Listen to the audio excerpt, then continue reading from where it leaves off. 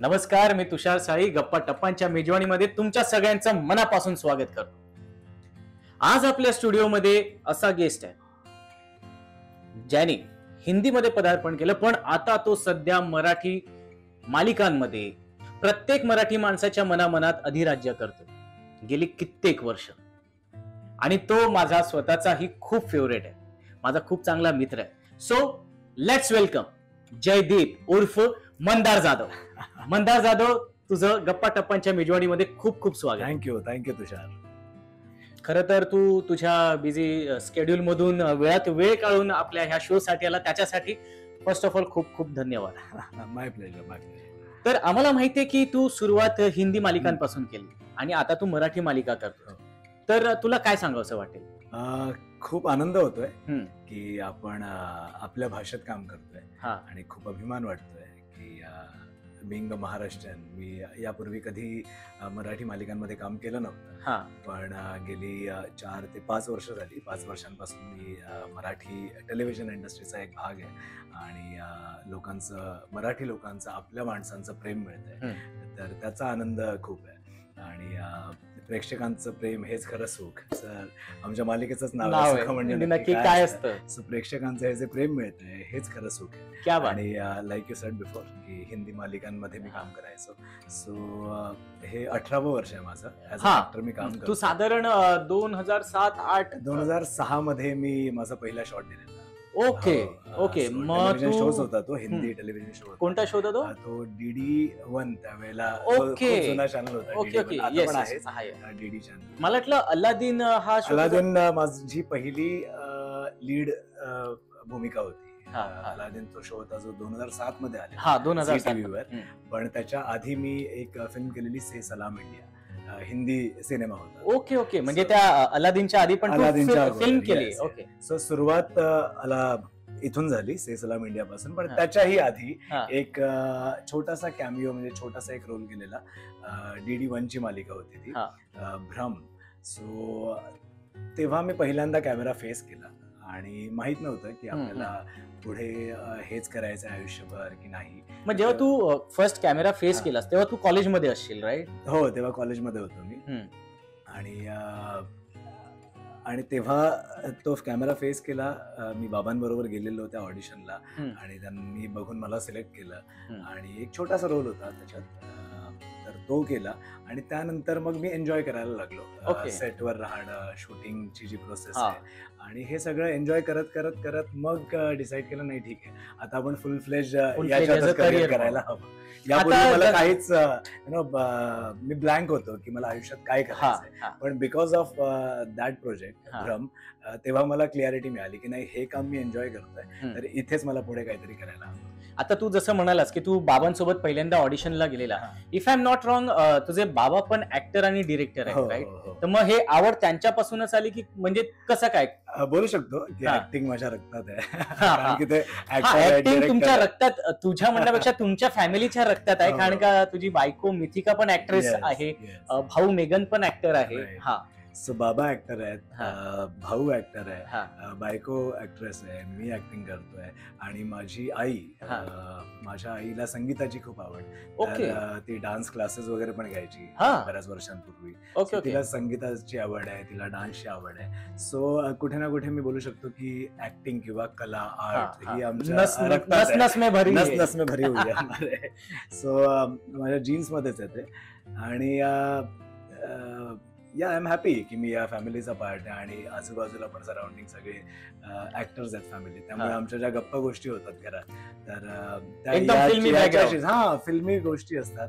आणि एकमेकांच्या कामासाठी फीडबॅक देणं, एकमेकांना ऍडवाइस करणं की असं करा तसं करा, तर सगळं सिनेमा, ऍक्टिंग याच्याशीच निगडीत आमच्या गप्पा सुद्धा असतात. नाईस. मग हे लहानपणी तू कधी काही स्टेजवरती म्हणजे ड्रामा स्कूलमध्ये असताना किंवा कॉलेजला असताना एकांकिका स्पर्धा वगैरे असं काही केलेल्या का? नाही तुषार, मी लहानपणी क्रिकेट खेळायचो ओके, खूप म्हणजे छान सीझन खेळायचो. Cricket proper. सीझन हो हो ओके, म्हणजे स्कूल साठी. हो, म्हणजे मी शारदाश्रम विद्या मंदिर या शाळेत शिकलोय दादरच्या. हो. ओके. आणि सचिन तेंडुलकरची शाळा म्हणून फेमस आहे आमची ओ शाळा. हो हो हो, ओके, म्हणजे तू त्या शाळेत. हो, ओके. मी त्या शाळेत शिकलोय. आणि सचिन तेंडुलकरचं जे गुरु आहेत द्रोणाचार्य रमाकांत आचरेकर सर, तेच माझे सुद्धा गुरु. तर त्यांच्या ओके. अंडर मी ट्रेनिंग सुद्धा घेतलंय. तर लहानपणी तेच वाटायचं हे मला पहिल्यांदा नव्यानं कळलं की तू क्रिकेट खेळायचास म्हणून. थँक्स टू दिस शो आपल्या एवढ्या गप्पा होत आहेत. Okay, exactly. सो मी क्रिकेट खेळायचो आणि लहानपणी मला असं प्रत्येक भारतीय मुलाचं जे स्वप्न असतं की मला पण क्रिकेट खेळायचं. आणि नाही, पण खरं सांगायचं ना, आपला जो टाइम होता, आपण तेंडुलकरांना बघून मोठे झालो. सचिन तेंडुलकर आपलं तेच होतं की गली गली का बच्चा हर कोई क्रिकेटर बनना चाहता था, तेंडुलकर बनना चाहता था. तर त्यावेळेला तेच वाटायचं की नाही आपण क्रिकेटरच होणार. पण जसं जसं मोठा होत गेलो, मी टुर्नामेंट वगैरे खेळलो, बरेच शाळेतून काही काळासाठी खेळलो. नंतर जाणवलं की नाही, this is not my cup of tea, कारण की आपण तेवढे सुद्धा छान खेळत नाही. आपण काहीतरी ऑप्शन शोधायला हवा. सो मग तो मधला काळ होता की मग माझा लहान भाऊ मेघन, तो ऍज अ चाइल्ड ऍक्टर म्हणून काम करतच होता. ओके. सो त्याला मटा सन्मान अवॉर्ड सुद्धा मिळाला. नाईस. सलाम द सॅल्यूट या मराठी सिनेमासाठी. सो माझं सेटवर येणं जाणं असायचं. इनफॅक्ट त्याच्याही आधी मी सांगू इच्छितो की बाबांच्या सेटवर मी जायचो लहानपणापासून. म्हणजे मी अगदी 1 वर्षांचा असल्यापासून मी शूटिंग सेटवर माझे पाहायला. पण मला कधी अशी लहानपणी आवड निर्माण नव्हती झाली. माझा पाथ वेगळा होता. मला क्रिकेटमध्ये क्रिकेटची आवड होती आणि स्पोर्ट्समध्ये मी जरा जास्त ऍक्टिव्ह होतो. अकॅडमिक्स मध्ये 0 होतो. ते होतच, कुठे ना कुठे ते बॅलन्स करणं डिफिकल्ट होतं. सो मेघनने आधी सुरुवात केली आणि तो ऍज अ चाइल्ड ऍक्टर म्हणून त्याने काम सुरू केलं. मग त्याच्यासोबत सेटवर जाणं, मग इतर कलाकारांशी गप्पा होणं. आणि मी कधी कधी त्याचा मोठा भाऊ, त्यामुळे मी ऍज अ गार्डियन सुद्धा त्याला सांभाळण्याचं काम सुद्धा करायचो आणि माझा सुद्धा टाइमपास व्हायचा. सो त्यावेळेस मेघननी चांगलाच सेलिब्रिटी मॅनेजर ठेवलेला. You can say that. मग हळूहळू मला या फील्ड बद्दल नॉलेज येत गेलं, टेक्निकल गोष्टी समजायला लागल्या. मी बिहाइंड द कॅमेरा मी दिवसभर बसून असायचो आणि बघायचो हे शूटिंग कसं होतं, काय होतं. आपल्या सगळ्यांनाच फॅसिनेशन असतं एक्झॅक्टली ना की शूटिंग कसं होतं आणि ती प्रोसेस बघायला आवडते. पण जर जनरली जर लोक गेली शूटिंग सेटवर ते बोर होतात, कंटाळतात. ते तासभर बरं वाटतं की अरे वा शूटिंग चालू आहे, नंतर म्हणते काय तोचपणा, एकच डायलॉग हे 10 वेळा का म्हणतायत आणि ते बोरिंग होतं एका पॉइंट नंतर. पण मी एन्जॉय करायला लागलेलो आणि मी दिवसभर कॅमेराच्या मागे बसून असायचो आणि बघायचो ऍक्टर्स कसे प्रिपरेशन करतायत, कशी रिहर्सल होते. तर हे सगळं आधी शिकल्यामुळे मला जेव्हा मी फुल फ्लेज या फील्डमध्ये उतरलो तेव्हा मला या सगळ्या गोष्टींचा खूप उपयोग झाला. सो अशी सुरुवात झाली. सो अलादीन पहिली माझी लीड मध्ये मालिका हिंदी. त्यानंतर बऱ्याच हिंदी मालिकांमध्ये कामं केली आणि 2019 मध्ये मला त्यांचं नाव घ्यावंसं वाटतं. संतोष देवधर म्हणून एक डिरेक्टर आहेत, तर ते हिंदी मालिका, मराठी मालिका सुद्धा डिरेक्ट करतात. तर त्यांनी मला सांगितलं की मुंदर तुला मराठी मालिका तू करशील का, तुला करायला हवी. म्हटलं कुठली मालिका आहे, ते म्हणाले श्री गुरुदेव दत्त ही एक मालिका. मला हा किस्सा विचारायचा आहे कारण का माझ्या कानापर्यंत काहीतरी किस्सा आला होता ह्या संदर्भात. सो तू कंटिन्यू कर, काय एक्झॅक्टली. तर संतोष देवधर त्यांनी मला सांगितलं की गुरुदेव दत्त नावाची एक मालिका बनते आणि खूप मोठ्या स्केलवर बनते. स्टार प्रवाह चॅनलवर आहे ती मालिका. तर तुला करायला आवडेल का. म्हटलं वाय नॉट, आपण मराठी कधी केलं नाहीये, हिंदी मालिका केलाय, तर हा सुद्धा आपण ट्राय करायला. हा एक चांगला चान्स आहे मराठी इंडस्ट्रीत एंट्री घेण्याचा. सो मी त्या ऑडिशनला गेलो. तिथे दीपक देऊळकर सर ते होते. त्यांना माझे लुक्स आणि माझी जी काही ऍक्टिंग आहे ती आवडली असेल, तर त्यामुळे त्यांनी मला सिलेक्ट केलं आणि मग मी फायनली श्री गुरुदेव दत्त या मालिकेत. पण तू खरंच त्या कॅरेक्टर मध्ये ऍक्ट वाटायचास, म्हणजे जेव्हा बघताना वाटायचं नाही दत्तगुरु असतील तर हे असेच असतील. बऱ्याच लोकांनी मला हे सांगितलं की तुम्ही खरोखर दत्तगुरूंसारखे दिसताय. आणि म्हणजे बरेच असे पण किस्से घडले आहेत की म्हातारी माणसं ते मला दत्तगुरूच्या रूपात बघायचे आणि येऊन सरळ नमस्कार करायचे. क्या बात आहे. तेव्हा थोडं ऑकवर्ड व्हायचं की हा, अरे हा, एवढे मोठे वयस्कर माणसं येत आहेत आणि हा. आपल्या पायांना हात लावत आहेत. हा. पण ते दत्तगुरूंमुळेच ते मला बघतायत दत्तगुरूंच्या रूपात. तर तो एक म्हणजे असे बरेच किस्से घडले त्यावेळेला. पण थँक्स टू गुरुदेव दत्त मी स्टार प्रवाहावर काम करतोय आणि मराठी मालिकांमध्ये काम करतोय. नाही, but how difficult it was. म्हणजे दत्तगुरू डायरेक्टली तू हिंदीतून मराठीत आलास. हो. मराठी कधी केलेली नाही. आणि आपलं कसं की आपण स्कूलिंग इंग्लिश मीडियम मध्ये केलेलं असल्यामुळे, आपले मित्रमंडळी हिंदी भाषिक असल्यामुळे किंवा मल्टी लँग्वेज असल्यामुळे आपल्याला मराठीची तितपत सवय नसते, मराठी भाषा बोलण्याची. तर तुला किती डिफिकल्टी फेस करावी लागली होती? आणि त्यातल्या त्यात हे तर मायथो कॅरेक्टर नाही, मी सांगेन की ट्रेनिंग माझी झालेलीच होती. कारण की हिंदीत अलादीनची भूमिका केली आहे मी हिंदीत प्रभू श्रीरामांची भूमिका केली आहे, मी संभाजी राजांची भूमिका केली आहे. पण या सगळ्या हिंदी लँग्वेज मध्ये केल्या. तर ऍक्टिंग म्हणा किंवा ते जे सगळं प्रिपरेशन म्हणा ते सगळं झालेलंच होतं. फक्त बॅरियर होतं भाषेचं. मी मराठी मुलगा आहे, घरी मराठीच बोलतो आणि त्यातल्या दादर मध्ये दादर मधला मुलगा आहे मी. पण मराठीत मी डायलॉग बोललो. आपण मराठी आता बोलतोय ती मराठी वेगळी आणि आपण जी सिरियल मध्ये मराठी वेगळी, त्याच्यात थोडं ग्रामर पण हवं सगळ्यात. तर तेवढी डिफिकल्टी नाही आली. पण ऑफकोर्स मराठीत डायलॉग म्हणणं सुरुवातीला मी थोडं कॉन्शियस व्हायचो. पण मी दत्तगुरूंची भूमिका करत होतो तर तो कॉन्फिडन्स असायलाच हवा त्या भूमिकेत. दत्तगुरूंची भूमिका आहे, कधी कधी मध्येच संस्कृत सुद्धा बोलायला लागायचं. तुला माहिती आपण दोघं एकत्र मालिकेत होतो. एक्झॅक्टली. सो काही नाही, थोडी मेहनत घेतली स्वतःवर, भाषेवर थोडी मेहनत घेतली आणि खूप छान आता ती सुद्धा मालिका. पण तो आउटपुट खूप चांगला आला होता. काय असतं ही सुद्धा मालिका आता खूप छान चालू आहे आणि लोकांना माझं काम आवडतंय. So I am happy. तर आता जसं तू म्हणालास की तुमच्या फॅमिलीमध्ये सगळे ऍक्टर आहेत किंवा आर्ट रिलेटेड आहेत. आता तुला 2 मुलंही आहेत, बरं का? मंदारचं लग्न झालेलं आहे. सो त्याला 2 गोंडस मुलं सुद्धा आहेत. बऱ्याचशा मुलींचे ना हृदय तुटलेले हे ऐकल्यानंतर पहिल्यांदा जेव्हा खरंच सगळे ऑडियन्स तुझ्या प्रेमात होते, पण जेव्हा लोकांना कळलं की तुझं लग्न झालंय तो लिटरली देवर ना हार्ट ब्रोकन असं झालेलं. तर तुमच्या फॅमिलीमध्ये सगळे आता कलाकार मंडळी आहेत. तर तुला असं वाटतं का की तुझ्या मुलांनी पण ह्याच म्हणजे बेसिकली आर्ट क्षेत्रात जावं किंवा ऍक्टिंग टू बी प्रिसाइज?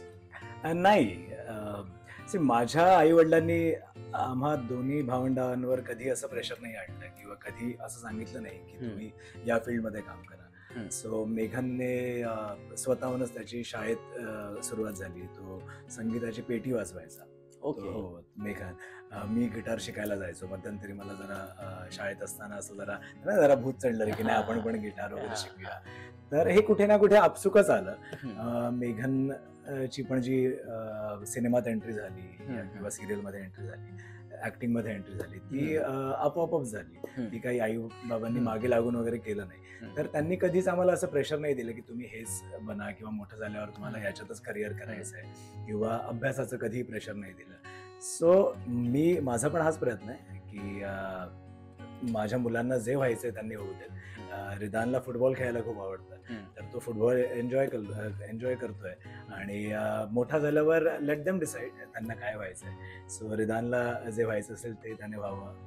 नाही, आता आपल्या काळात कसं व्हायचं की आपले आई वडील जेव्हा होते तेव्हा त्यांना फक्त 2-3 प्रोफेशन्स माहित होते. एक तर डॉक्टर, इंजिनियर आणि हल्लीच आपण जेव्हा ग्रॅज्युएट व्हायला आलो तेव्हा एक MBA.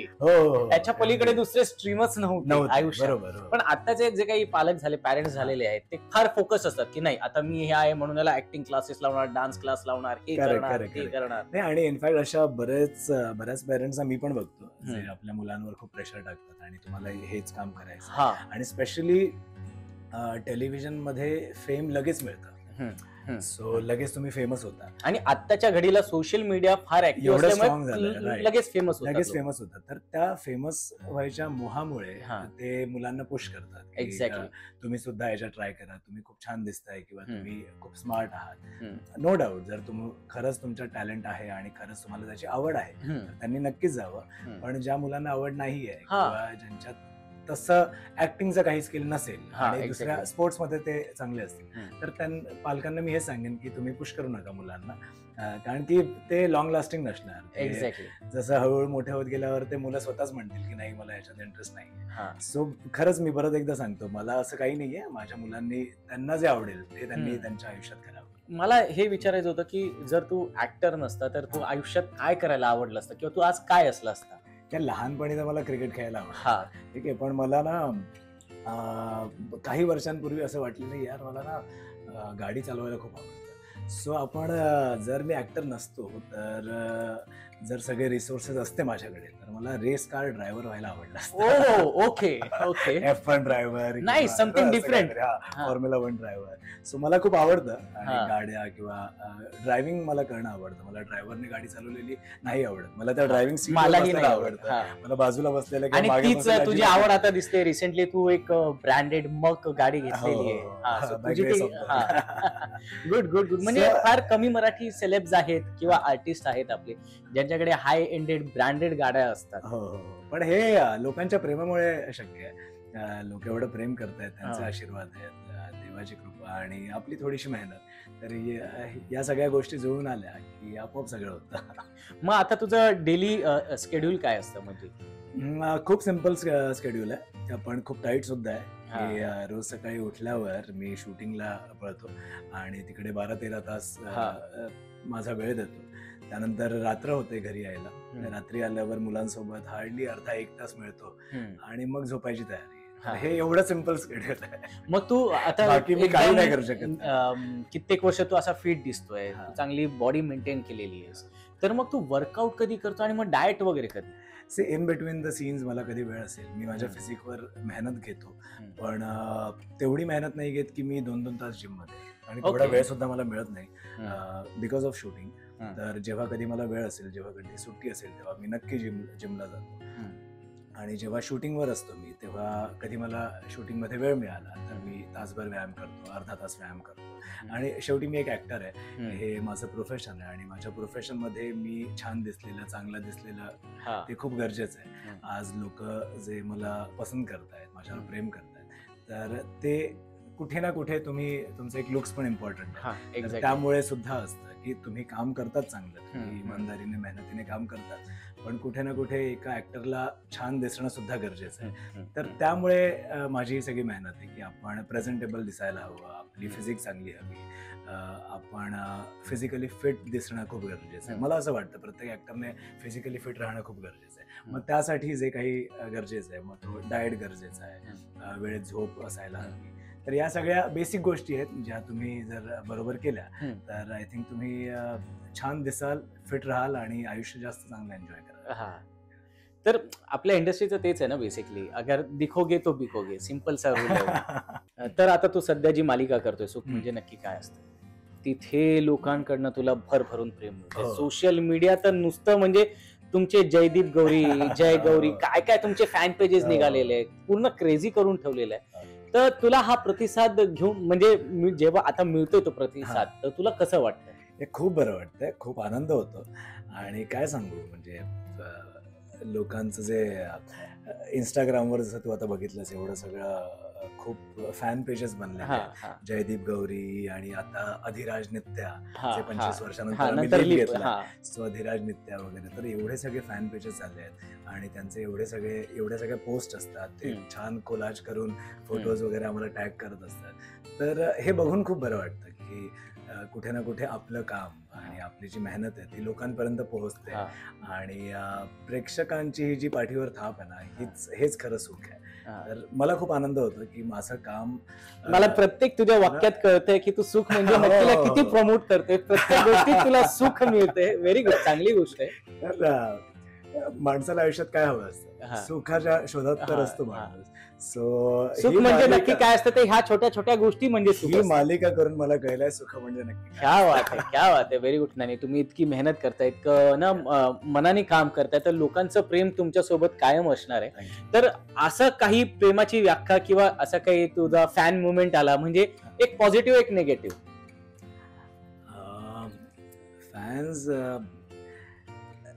फॅन्स क्रेझी असतात, म्हणजे हा, त्यांना त्यांचे आवडते कलाकार समोर दिसले की ते एकदम वेडे होतात आणि exactly. We can see as an actor आम्ही ते बघू शकतो आणि समजू शकतो. आणि माझा प्रयत्न हा असतो की प्रत्येक फॅनला मी जर त्याची डिमांड आहे की मी त्याच्यासोबत फोटो क्लिक करावा किंवा सेल्फी घ्यावा, सो आय मेक शुअर की मी प्रत्येकाला फोटो देतो की ऑटोग्राफ देतो.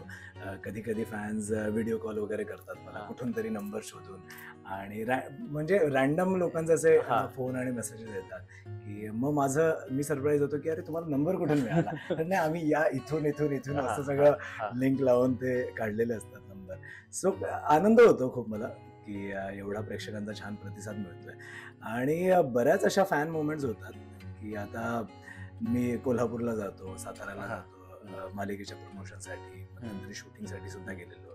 सो कोल्हापूर मंदिराच्या बाहेर महालक्ष्मी मंदिराकडे आम्ही शूट करत होतो. हो, तो सिक्वेन्स साधारण मी बघितला होता जेव्हा तो इंस्टावर ते खाली लोळून काहीतरी नमस्कार घालत मला तो टास्क पूर्ण करायचा मालिकेतला एक पार्ट. त्यावेळेला जवळपास हजारो लोकांची गर्दी झालेली मला बघायला, मला इन द सेन्स जयदीपला भेटायला. सो तो जो मोमेंट होता तो एकदम क्रेझी होता की अरे हजारो लोक, आणि स्पेशली शाळेतली मुलं, शाळा नुकतीच सुटलेली आणि अख्खी शाळा ती माझ्या अवतीभोवती होती आणि त्यांना सगळ्यांना माझ्यासोबत फोटो काढायचा. आणि तो जो त्यांचा गोंधळ होता, जो केऑस झालेला, ते एकमेकांवर पडत होते, ते बाकी जे लोक होते आमच्यासोबत, जे सिक्युरिटी गार्ड होते, त्यांना पाडलं त्यांनी रस्त्यावर, एवढं सगळं झालं. सो तो एक मोमेंट आहे जो मी कधी विसरणार नाही. आमच्या मालिकेची रीच एवढी आहे आणि जयदीप गौरी एवढे छान फेमस झाले की लोकांचं एवढं प्रेम मिळतं. तो एक मोमेंट होता जो मी कधी विसरणार नाही. आणि नेगेटिव्ह असं काहीच नाहीये. फॅन्सच्या ज्या डिमांड असतात त्या सगळ्या मी पॉझिटिव्हच कन्सिडर करतो. Very good, very good. मग आता हे तर झालं जनरल फॅन्स बद्दल, पण जयदीप मागे मुली खूप वेळ आहेत, प्रचंड वेळ. तर असा काही रिस्पॉन्स की काही मुली काही डिमांड करतात, म्हणजे फॅन्स असतील त्यांनी काही डिमांड केली असेल, तर अशी काही डिमांड वगैरे? आय रिमेंबर मी एका इव्हेंटला गेलेलो आणि तिथे एक मुलगी स्टेजवर आली आणि तिने मला लिटरली प्रपोज केला. That's what I wanted to hear from you. काय एक्झॅक्टली काय झालं होतं? काही नाही, आय थिंक खूप छान सुंदर मुलगी होती ती, आणि सगळ्या सुंदर असतात. सो तिने मला प्रपोज केला. ती literally she was on her knees. ती ढोपरावर बसली आणि तिने मला सगळ्या प्रेक्षकांसमोर प्रपोज केलं. आणि मी म्हणालो ठीक आहे, लग्न नाही, आपण डेटवर जाऊ. पण त्यानंतर ती कधी भेटली नाही. आता पुढच्या वेळेला भेटेल तेव्हा आम्ही डेटवर जाऊ. याबद्दल मिथिकाला माहिती आहे? हो, माहिती आहे. मिथिका ऐकतेस ना? आपको पता, बट ऑफकोर्स आपको मराठी कळतं, ऐकते तो डेटवर जाणार आहे, सांभाळून ठेव त्याला. मी तिला सांगितलंय मी कोल्हापूरला गेल्यावर माझी एक डेट फिक्स आहे. ओके, मग तिचं रिएक्शन काय होतं? नाही, ती खुश झाली मुलगी. आता मुलगी नाही, मिथिकाचं काय रिएक्शन होतं? मिथिकासाठी मी रोज शूटिंग करतो हे महत्वाचं आहे. आणि मिथिका स्वतः एक ऍक्ट्रेस आहे. मिथिका स्वतः या इंडस्ट्रीचा पार्ट आहे. मिथिकाने स्वतः टेलिव्हिजन इंडस्ट्रीमध्ये, हिंदी मालिकांमध्ये इतकी वर्ष काम केलंय. तर तिला माहिती आहे की फॅन्स कसे असतात, त्यांचा फॅन्सच्या रिॲक्शन, फॅन्सचा अप्रोच आणि फॅन्सचं प्रेम कसं असतं, आणि फॅन्सचं प्रेम कुठल्या टोकापर्यंत जाऊ शकतं हे सुद्धा मिथिकाला माहिती आहे. सो शी डोंट माइंड की मी रात्री शूटिंग करून घरी येतोय, तिच्यासाठी एवढं. खरंच असं अंडरस्टँडिंग पार्टनर मिळणं खूप ना भाग्य लागतं. Yes, very true. And I think you are really blessed. I am very lucky and blessed की मिथिका माझ्या आयुष्यात आहे, आणि मिथिकामुळे 2 सुंदर गोड मुलं आहेत माझ्या आयुष्यात. क्या बात आहे, वा. So last but not the list, एक शेवटचा प्रश्न म्हणजे आता आपल्या इंडस्ट्रीमध्ये आता जसे तुला बघून खूप सारे फॅन्स असतात किंवा ऑडियन्स असते ज्यांना कलाकार व्हायचंय, ऍक्टर व्हायचंय, त्यांना ह्या इंडस्ट्रीत यायचंय, तर त्या सगळ्यांसाठी तू काय एक मेसेज देशील? मी एवढंच म्हणेन की गिव्ह अप नका करू. जर तुमचं कुठलंही स्वप्न आहे की जर तुम्हाला ऍक्टर व्हायचंय किंवा तुम्हाला डॉक्टर व्हायचंय, काहीही व्हायचंय, नेव्हर गिव्ह अप. तुम्हाला जर तुमचं कुठलं तरी पॅशन आहे तर त्याला फॉलो करा. आणि अप्स अँड डाऊन्स येणार, अडथळे येणार, पण मी ऑलवेज ना हा एक थॉट माझ्या डोक्यात असतो की लगे रहो बाकी कुछ मत सोचो. मतलब जो रिझल्ट आना आएगा, रिझल्ट आपल्या हातात नाहीये, पण आपल्या हातात मेहनत आहे. सो मेहनत करत राहा. तुमचं जे टार्गेट आहे ते टार्गेट अचीव्ह करण्यासाठी ज्या गोष्टी गरजेच्या आहेत त्या करत राहा आणि नंतर मग सगळ्या गोष्टी सोप्या होतील. तर बस लगे रहो. अजून दुसरा ऍडवाइस काहीच नाही देणार. हा, मग त्यानंतर बऱ्याच गोष्टी आहेत की तुम्हाला मग त्याच्यासाठी अजून काही ट्रेनिंग घ्यायची आहे, ट्रेनिंग घ्या किंवा तुमचे स्किल्स अजून डेव्हलप करा. तुमचं जे टॅलेंट आहे तुमच्याकडे त्याला अजून जरा पॉलिश करा. या सगळ्या नंतरचा भाग झाला. पण जे अप्स अँड डाऊन्स आहेत त्यांना घाबरून थांबू नका. बस लगे रहो. Nice nice nice, very nice thought. आणि मंदार, खरंच खूप मनापासून धन्यवाद तू इथे आलास. तुझ्याबद्दल तुझी लाईफ स्टोरी आम्हाला शेअर केली त्याबद्दल खूप खूप थँक्यू. आणि मला कळलं एकंदरीत, मी तुझा थोडाफार रिसर्च केलाय, मला माहितीये तू फूडी आहेस. ओके, सो तुला कुठेही जायचं नाहीये, कारण का आपला पुढचा जो सेगमेंट आहे तो किचन सेगमेंट आहे. आणि तू डाएट कॉन्शियस असल्यामुळे मला माहितीये मी तुझ्यासाठी एक स्पेशल रेसिपी करणार आहे आज. काय ती तुला कळेल, एक स्पेशल रेसिपी आहे, तुला कळेल तेव्हा काय करणार आहोत आपण. पण ती तुझ्या डाएट रिलेट, मी तुझा डाएट बोलणार नाही आहे. ठीक आहे. सो हा होता आपला तुमचा सर्वांचा लाडका मंदार जाधव. जर तुम्हाला आजचा हा एपिसोड आवडला असेल तर लाईक करा, शेअर करा, कमेंट करा आणि आमचे असेच नवनवीन व्हिडिओज पाहण्यासाठी आमच्या चॅनलला सबस्क्राईब करा. बेल आयकॉन क्लिक करायला विसरू नका आणि पाहत राहा गप्पा टप्पांची मेजवानी विथ तुषार साळी. कळते की तू खूप डाएट कॉन्शियस वगैरे आहे. सो मी आज तुझ्यासाठी ना एक डाएट रेसिपी तयार करणार. Wow, are you ready? Yes I am excited. आणि मला जाणून घ्यायला आवडेल काय बनवण्याला.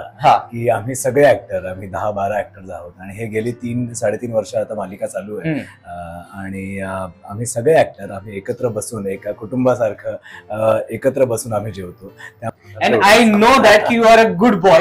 Good boy in the sense तुम्हाला कळलंच असेल मी काय संदर्भात बोलतोय. माझा डबा मी घरूनच घेऊन जातो. म्हणजे मितिका स्पेशली फक्त माझ्यासाठी आणि मुलांसाठी कुक करते. अदरवाईज ती अजिबात स्वतःसाठी ती मेडच्या हातचं किंवा आमच्याकडे जी कुक येते तिच्या हातचं ती जेवण जेवते आणि ती फक्त मुलांसाठी आणि माझ्यासाठी जेवण बनवते.